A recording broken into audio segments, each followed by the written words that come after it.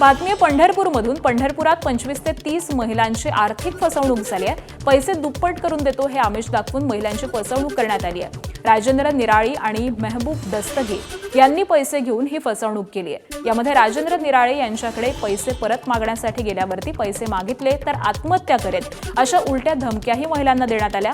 याबाबत या सगळ्याच महिलांनी पोलिसात तक्रार दिली आहे। फायनान्स उचललं होतं 1.5 लाख रुपये आणि काय केलं त्या पैशाचं? ह्यांना राजू निराळ्याला महबूबला दिले।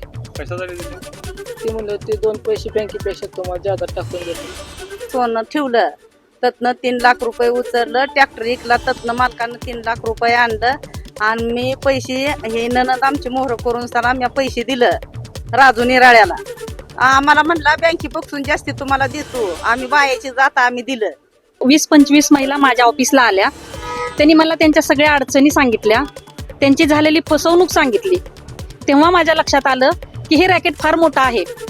जवळजवळ फक्त भाळवणीमध्ये 100 ते 150 लोक ह्यात गुंतलेले आहेत। ह्याचा जर पाठपुरावा नाही झाला तर नक्कीच ह्या सर्व महिला रस्त्यावर उभारतील, आंदोलन करतील।